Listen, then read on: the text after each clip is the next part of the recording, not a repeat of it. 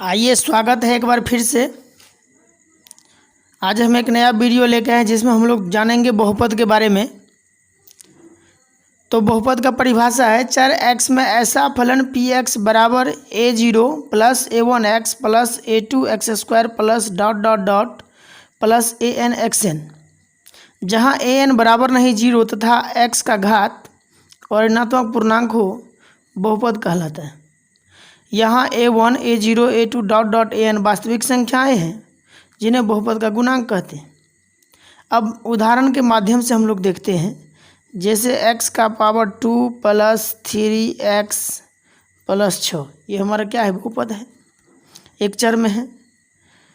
और भी एग्जाम्पल लेते हैं, मान लीजिए कि y² प्लस 3x प्लस 6, ये भी हमारा बहुपद है। उसके बाद आगे देखते हैं हम लोग बहुपद को जो सूचित करते हैं, साधारणतः किसी बहुपद को हम लोग px, gx, qx, fx इत्यादि के माध्यम से सूचित करते हैं। अगर कोई चर x चर में कोई बहुपद है तो fx बराबर, मान लीजिए कि x का पावर 2 प्लस 3x प्लस 9, या अगर qx से सूचित करना चाहे या gx से सूचित करना चाहे तो 3x² प्लस 9x प्लस 6।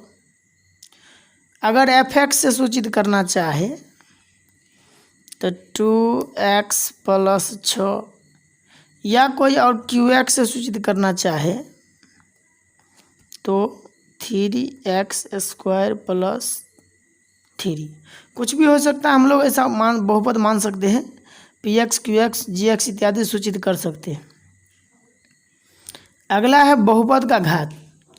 यदि बहुपद एक चर में हो तो चर के अधिकतम घात को बहुपद का घात कहते हैं, परंतु यदि बहुपद एक से अधिक चर में हो तो चर के घातों को जोड़ने के बाद बहुपद का घात कहलाती है। अभी दो एग्जाम्पल के साथ हम लोग समझते हैं। जैसे कि मान लीजिए 2x का पावर 3 है प्लस 6x प्लस 3 है, तो यहाँ पर अधिकतम घात कितना है, 3 है, तो ये बहुपद का घात कितना हो गया, 3।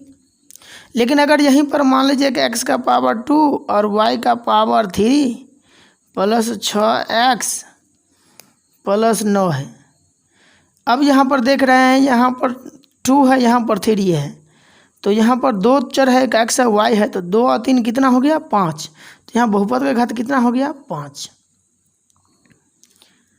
अब है जितना घात उतना शून्यक, मतलब अगर बहुपद का घात 3 है तो शून्यकों की संख्या 3 होगी। जितना घात उतना शून्यक, मतलब कि घात से अधिक शून्यक नहीं हो सकता है।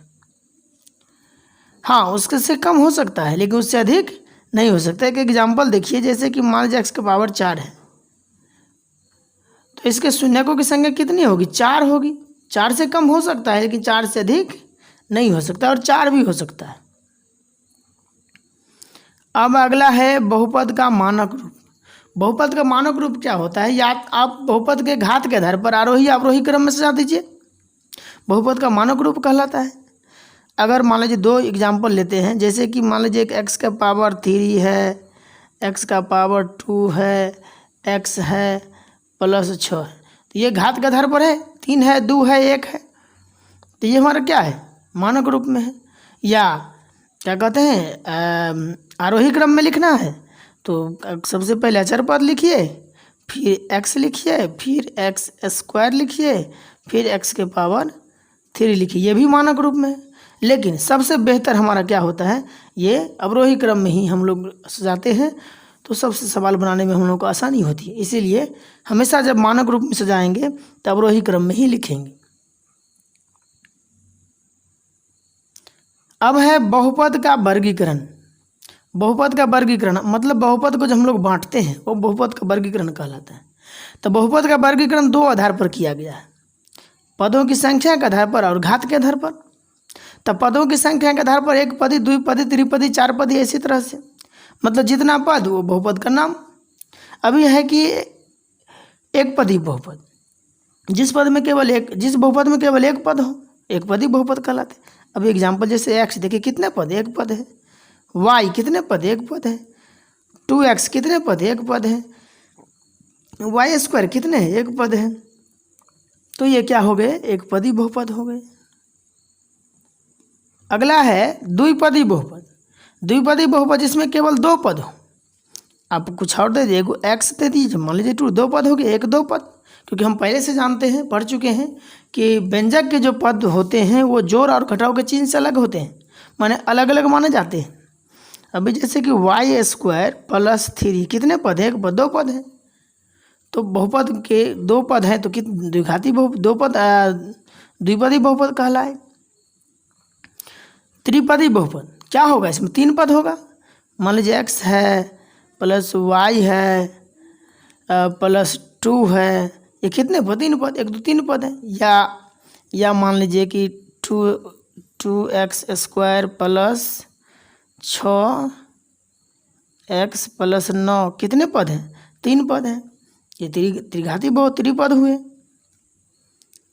अगला है चतुर्थ पदी बहुपद, मतलब चार पद हो।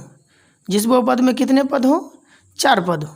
तो 2x square plus 6x plus 9 plus y कितने पद है? 1 2 3 4, चार पद है। चार पद है तो चार पद चतुर्थपदी बहुपद। अब उसके बाद है घात के आधार पर। तो घात के आधार पर बहुपद को हम लोग विभिन्न प्रकार के हैं।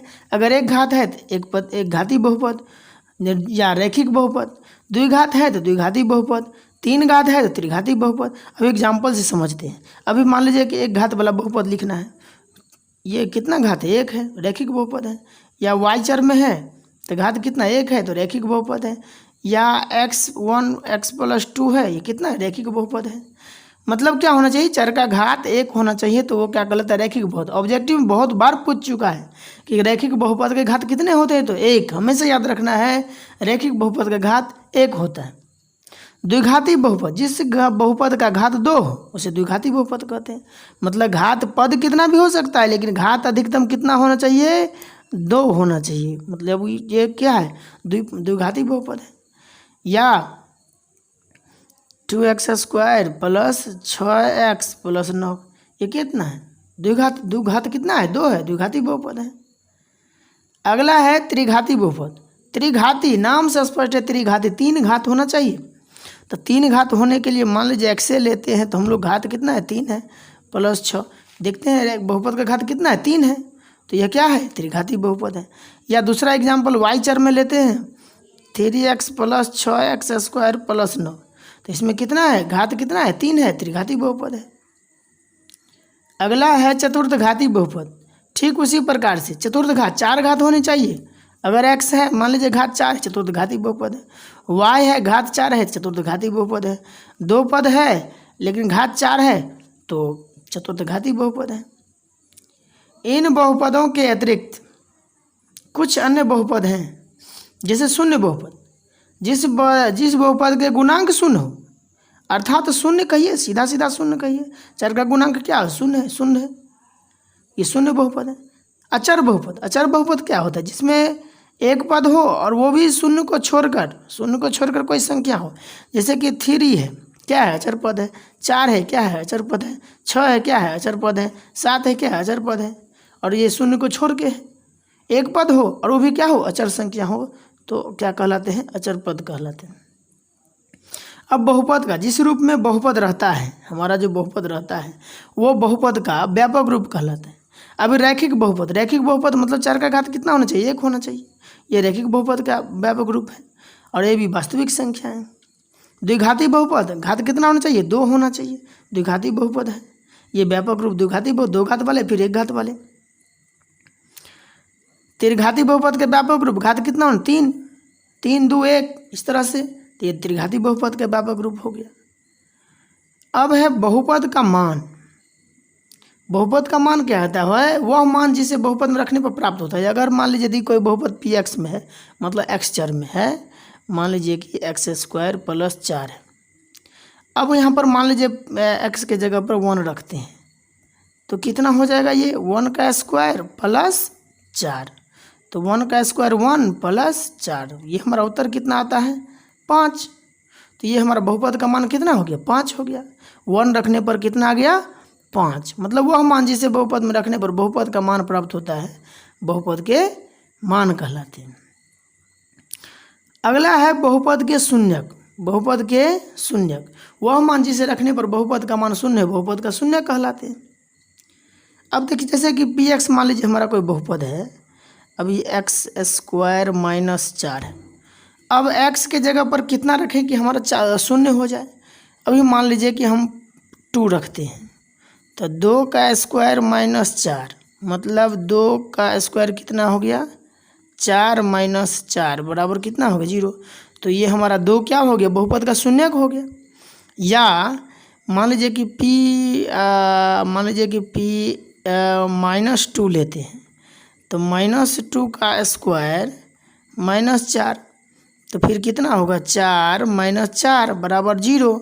तो या बहुपद के कितने शून्यक हो गए, या तो 2 हुए या माइनस, दोनों शून्यक हुए। बहुपद के शून्यक क्या हुए 2 और -2। और बोले हैं अभी कि जितना घात गुना शून्यक, तो चूँकि घात 2 था तो हमारा शून्यक भी 2 आया।